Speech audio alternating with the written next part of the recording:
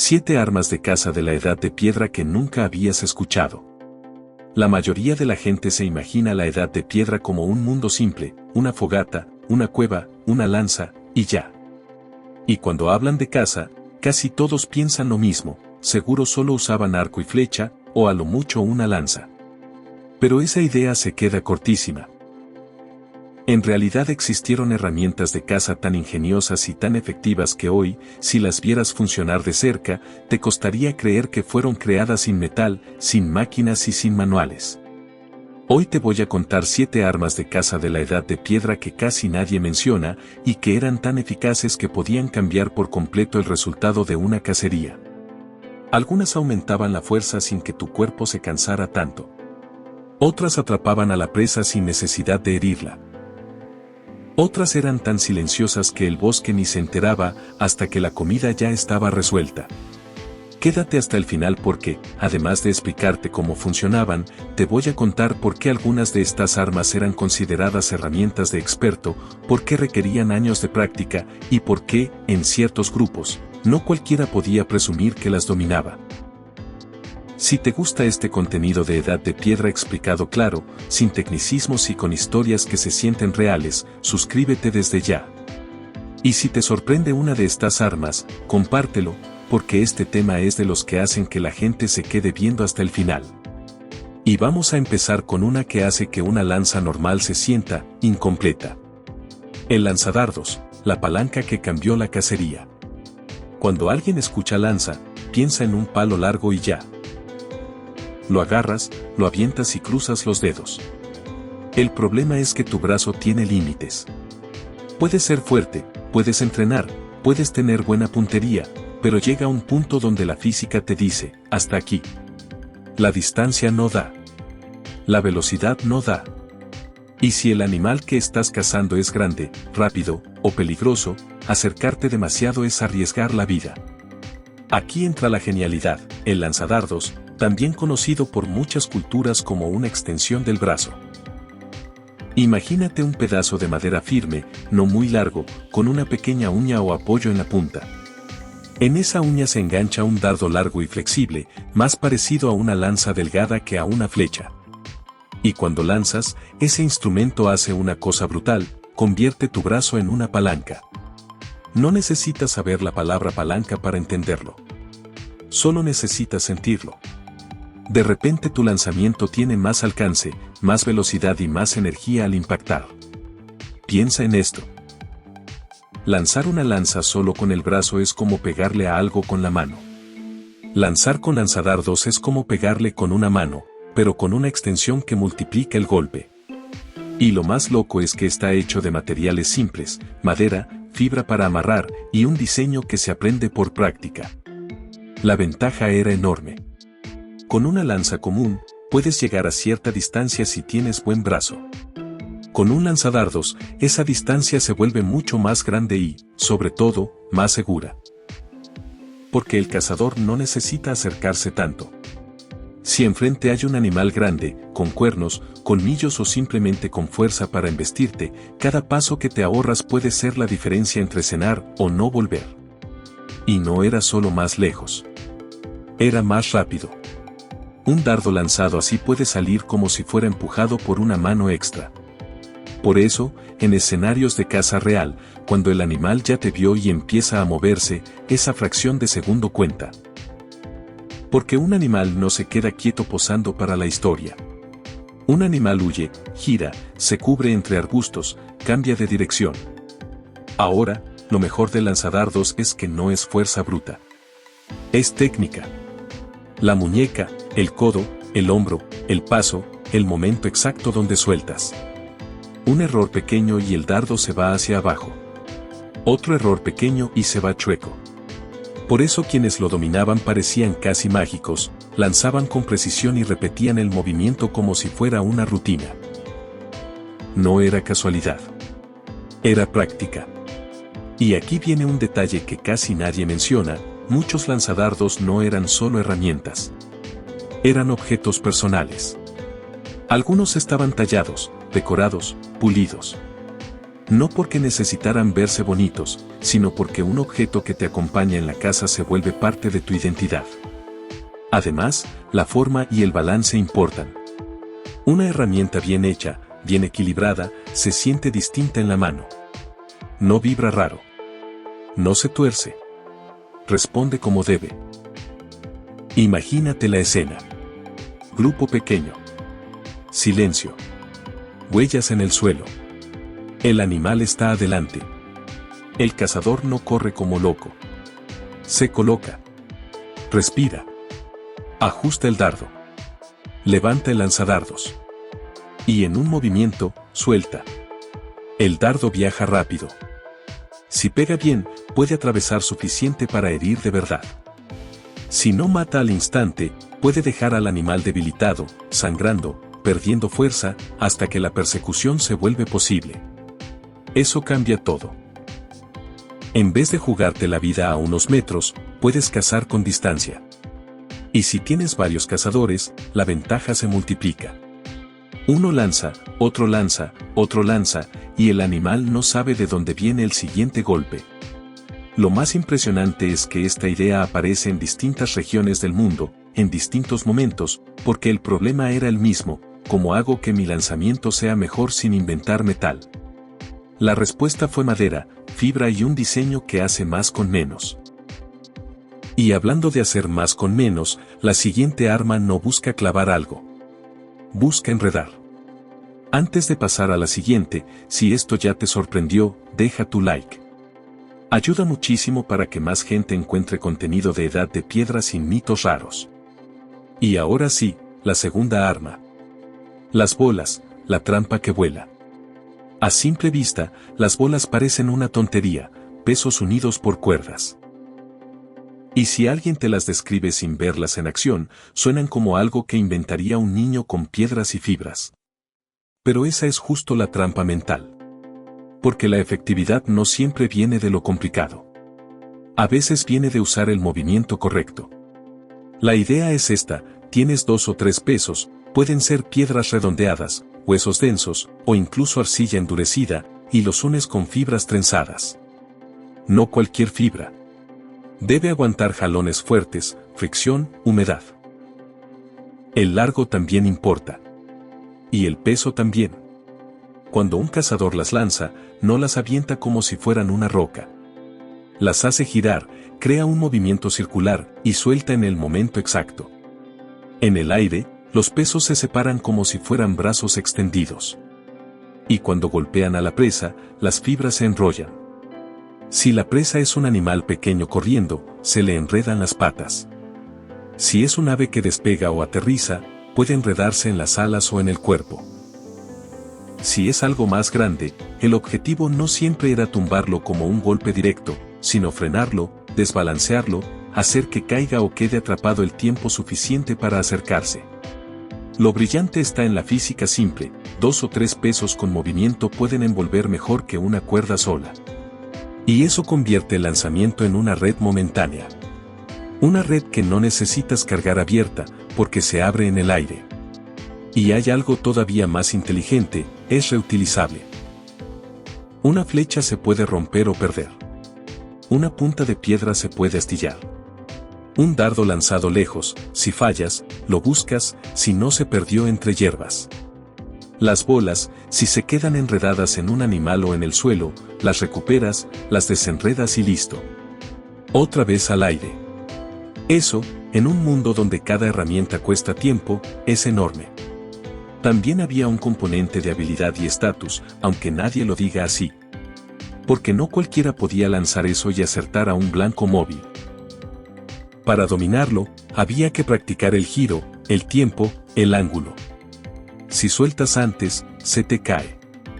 Si sueltas tarde, se va hacia arriba sin control. Si calculas mal, puedes terminar enredándote tú mismo.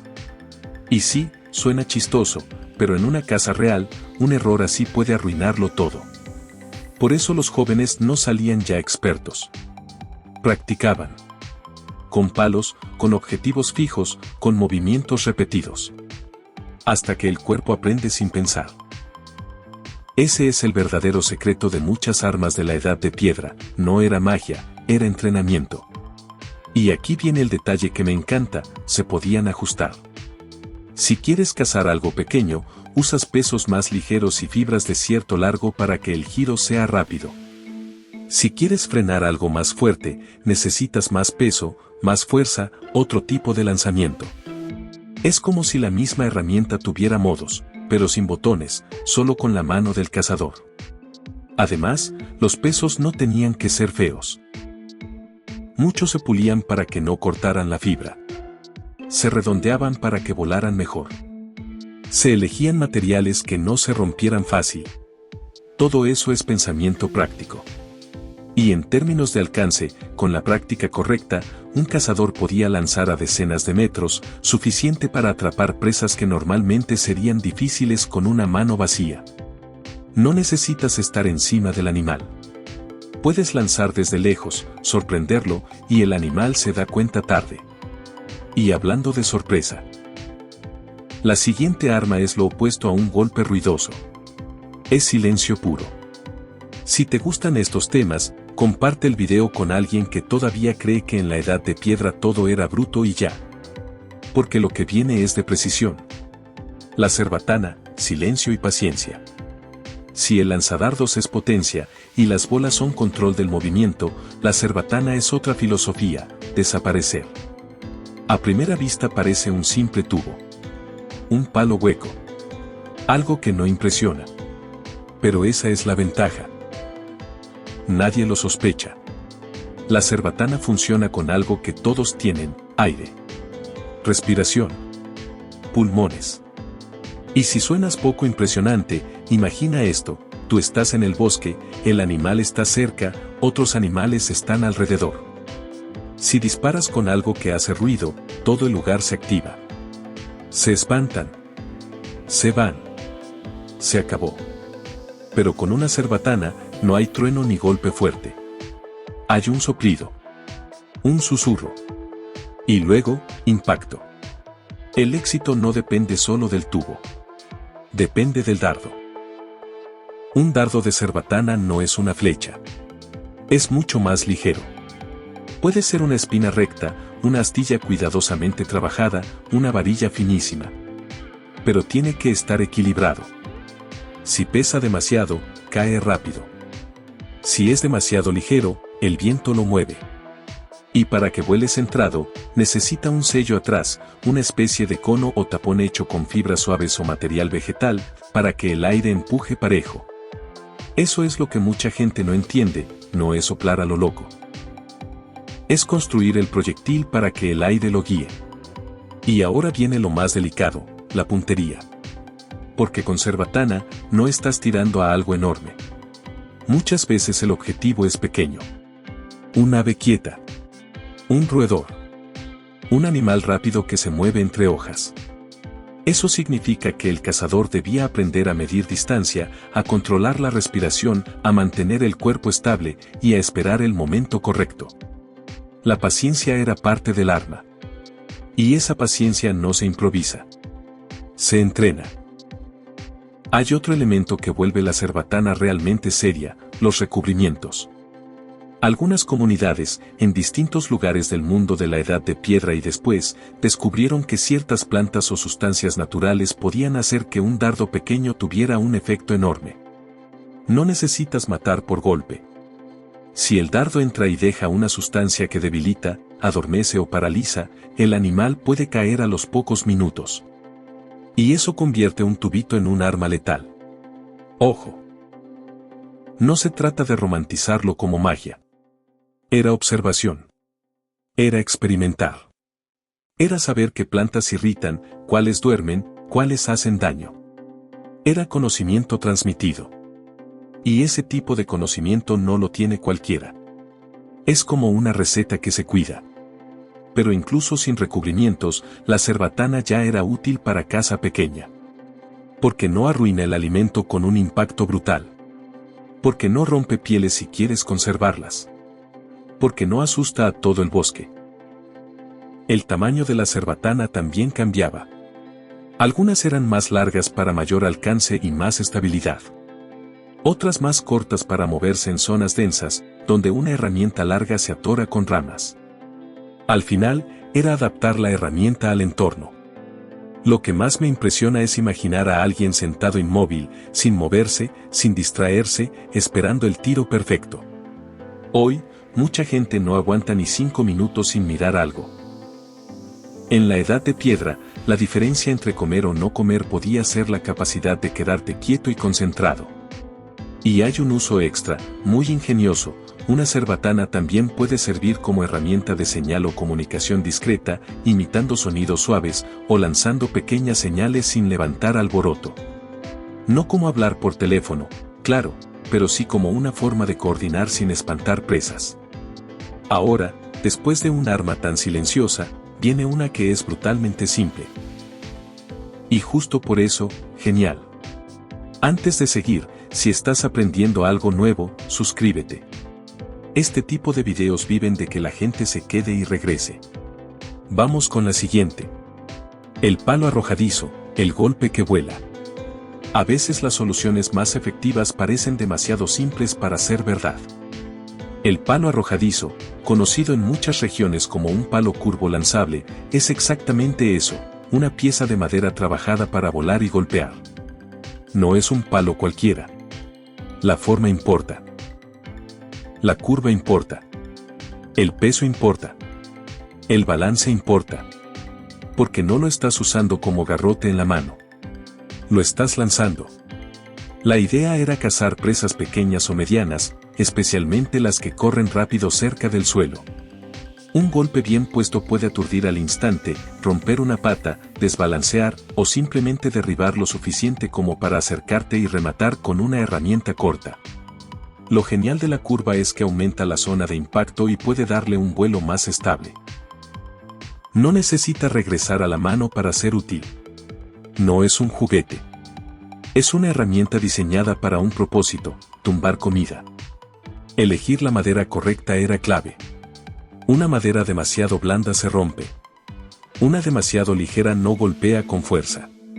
Una demasiado pesada te quita precisión. Así que la gente elegía maderas duras, las secaba, las pulía, y las trabajaba hasta que se sintieran correctas. Lo mejor, casi no requiere mantenimiento. No hay cuerdas que se rompan. No hay piezas que se desarmen. Lo haces una vez, y puede durar mucho tiempo. Y además, era versátil. Si no cazabas en ese momento, podía servir para otras tareas, mover ramas, bajar fruta, ahuyentar animales, marcar un sitio, incluso como apoyo en caminatas. La edad de piedra era mucho de herramientas que servían para más de una cosa, porque cargar de más no era práctico. La curva de aprendizaje era razonable. Claro, ser experto tomaba práctica. Pero podías volverte funcional más rápido que con armas que requieren tensión, fibras o mecanismos complejos. Por eso era ideal para jóvenes aprendiendo, para caza rápida o para cuando necesitabas algo inmediato. Y aquí entra un detalle bonito, el palo arrojadizo no dependía de materiales raros. No necesitabas encontrar una piedra especial. No necesitabas fibras finas perfectas. Necesitabas madera y mano. Eso lo vuelve una herramienta muy accesible para distintos grupos. Ahora, después de hablar de caza activa, viene una idea diferente, que el agua haga el trabajo por ti. Y esto cambia el juego para comunidades completas. Trampas de pesca, cuando el río se convierte en herramienta. Hay una imagen típica de la edad de piedra, un cazador corriendo con una lanza detrás de un animal. Pero el mayor secreto de sobrevivir no es correr más, es asegurar comida con menos riesgo. Aquí entra la pesca organizada. En ríos, arroyos y zonas de paso de peces, algunas comunidades aprendieron a hacer algo que parece imposible, convertir una parte del agua en una máquina de atrapar comida.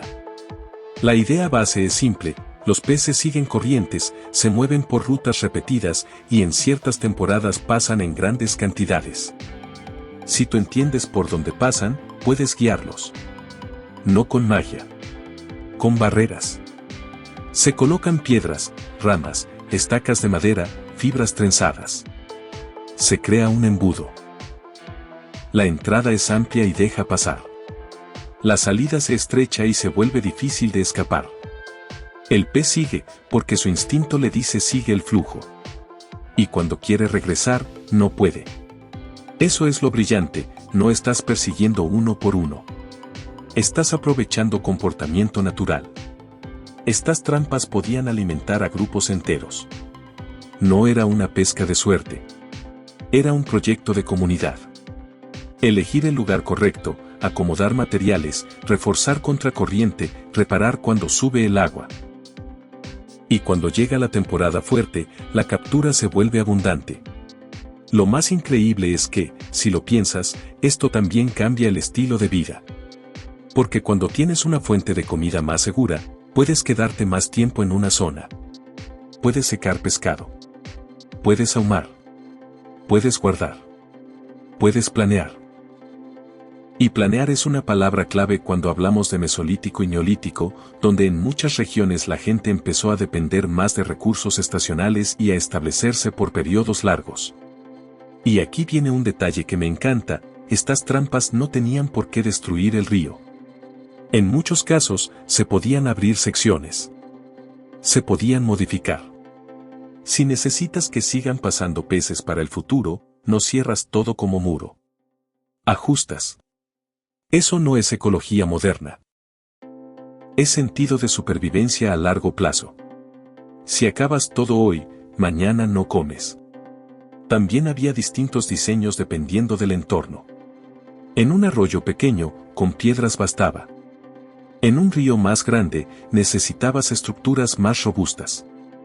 En zonas de marea, podías aprovechar el subir y bajar del agua para dejar peces atrapados en pozas. Todo eso es creatividad aplicada al lugar. Y lo mejor, una vez construida, la trampa trabaja mientras tú haces otras cosas. Eso es caza pasiva. Y la caza pasiva en la Edad de Piedra era oro, te permite fabricar herramientas, cuidar niños, preparar comida, reparar refugio, sin dejar de atrapar alimento. Y hablando de caza pasiva, la siguiente herramienta es todavía más directa. No necesita agua. Solo necesita que la gravedad haga lo suyo. Trampa de caída, cuando la gravedad caza por ti. Si alguna vez has visto una roca enorme, pesada, con borde plano, probablemente no la miras como arma. Pero en la Edad de Piedra, una piedra pesada es una oportunidad. Porque la gravedad no falla. La trampa de caída es una idea muy simple, colocas un peso grande arriba de un paso frecuente de animales. Puede ser una roca, un tronco, algo que al caer aplasta o inmoviliza. Lo sostienes con un mecanismo hecho de palos y un disparador sensible. Y cuando el animal toca el cebo o empuja una pieza, todo se suelta. Lo impresionante no es solo se cae una roca. Lo impresionante es la precisión del diseño. Porque no quieres que se caiga antes. No quieres que se caiga con el viento. No quieres que se caiga cuando pasa un animal que no te interesa. Y si quieres que se caiga cuando el animal correcto activa el disparador. Eso significa observación. Significa entender rutas, hábitos, horarios, altura, tamaño. Significa saber que algunos animales son desconfiados y otros se arriesgan más. Significa colocar el cebo de forma exacta. Ni tan fácil que lo tomes sin tocar el disparador, ni tan difícil que ni se acerque. Los mecanismos pueden variar, pero la lógica es la misma, equilibrio delicado. Palos cruzados que sostienen el peso con tensión mínima. En cuanto algo cambia, se rompe el equilibrio y todo cae. Lo más impresionante es que estas trampas pueden reiniciarse. No necesitas munición. No necesitas fabricar un proyectil nuevo cada vez. Si se activa, revisas, colo. Caz otra vez, y listo. Es trabajo, pero es eficiente. Y sí, también tiene un lado duro, si te equivocas, puede ser peligroso para ti. Por eso no es juego. Es técnica. Un cazador experto sabe armarla sin ponerse debajo. Sabe probar sensibilidad. Sabe retirar el cebo sin dispararla. Sabe dónde poner manos. Además, se adaptaba a distintos tamaños. Para presas pequeñas, peso menor. Para presas mayores, peso mayor y disparador reforzado. El principio es el mismo, solo cambia la fuerza final. Y aquí viene un detalle importante, estas trampas eran especialmente útiles en épocas difíciles, cuando la caza activa era riesgosa o cuando necesitabas asegurar comida mientras el grupo hacía otras tareas. Es el tipo de herramienta que te da seguridad. Hasta aquí ya llevamos armas que aumentan alcance, armas que enredan, armas silenciosas, armas simples arrojadas, trampas de agua y trampas de gravedad. Falta una más para completar las 7. Y es la que la mayoría cree que era simple, pero en realidad escondía una artesanía brutal. Antes de entrar a la última, si llegaste hasta aquí, comenta cuál te pareció más ingeniosa: lanzadardos, bolas, cerbatana, palo arrojadizo, trampa de peces o trampa de caída. Eso me ayuda a saber qué arma hacemos en video completo después. Y ahora sí, vamos con la última. Arco y flecha, cuando un palo y una cuerda no es solo eso. Mucha gente cree que el arco de la Edad de Piedra era literalmente un palo doblado con una cuerda. Y sí, en esencia lo es. Pero decirlo así es como ver una casa y decir son piedras apiladas. La realidad es que, en el arco, cada decisión importa. Y si lo haces mal, el arco no sirve. Si lo haces bien, se vuelve una de las armas más consistentes y precisas de toda la prehistoria. Primero está la madera. No cualquier rama. Se necesitaba una pieza con fibras resistentes, capaz de doblarse sin romperse, capaz de regresar sin quedarse floja. Y eso implica selección. Implica conocer tu entorno. Saber qué árbol da buen material, qué parte del tronco conviene, cuánto secarlo, cómo evitar que se raje. Luego viene el corazón del arco, la tensión. Porque el arco funciona guardando fuerza cuando lo doblas. Si el arco es demasiado rígido, no lo puedes tensar. Si es demasiado suave, no guarda fuerza suficiente. Y si guarda fuerza pero se rompe, se acabó. Por eso, en varias regiones y momentos, la gente descubrió algo clave: reforzar. Con fibras animales, con tendones, con capas, con pegamentos naturales, con resinas. No es pegamento moderno, pero sí sustancias pegajosas que, bien usadas, mantienen capas firmes. Y cuando unes materiales con propiedades diferentes, el arco mejora, resiste mejor, lanza con más energía, dura más. Lo importante aquí no es memorizar nombres. Lo importante es entender la idea, combinar materiales para que el arco no sea solo madera. Para que sea más fuerte de lo que parece. Y ahora las flechas. Una flecha no es un palito. Es un sistema. Tiene asta, tiene punta, tiene plumas o estabilizadores, y tiene balance. Si está mal balanceada, vibra, gira raro, cae. Si está bien, vuela recta. Las puntas podían variar según la caza. Para caza mayor, puntas cortantes que causan sangrado fuerte. Para caza menor, puntas más romas para no destrozar piel o carne. Algunas puntas estaban hechas para quedarse, otras para entrar y cortar. Y todo eso se hacía con piedra tallada, hueso, madera endurecida, dependiendo del lugar. Y aquí viene un detalle muy inteligente: una flecha buena también se piensa para recuperarse. Porque si pierdes muchas, te quedas sin herramienta. Por eso se practicaba el tiro, sí, pero también se fabricaban de forma que resistieran y pudieran repararse. Una punta se puede cambiar. Una hasta se endereza al calor. Un estabilizador se reemplaza. La fiabilidad era la gran ventaja. No dependes de acercarte tanto. No dependes de golpear con fuerza bruta. Puedes cazar con distancia, con repetición. Y eso, en un mundo donde la comida define la vida diaria, puede transformar la seguridad del grupo. Además, la precisión se volvía parte de la identidad del cazador. No porque presumiera como hoy, sino porque en serio era valioso. Un buen arquero aumenta las probabilidades de todos. Menos fallos. Menos persecución. Menos riesgo.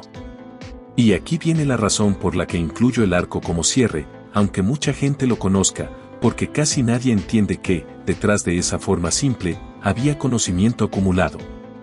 Conocimiento que se tardó generaciones en perfeccionar. cómo elegir la madera, cómo curarla, cómo amarrar la cuerda, cómo evitar que se humedezca, cómo guardar el arco, cómo hacer flechas que vuelen parejo. No es primitivo, es práctico. Y lo práctico, cuando se repite por siglos, se vuelve fino. Cierre, lo que estas 7 armas dicen sobre la edad de piedra.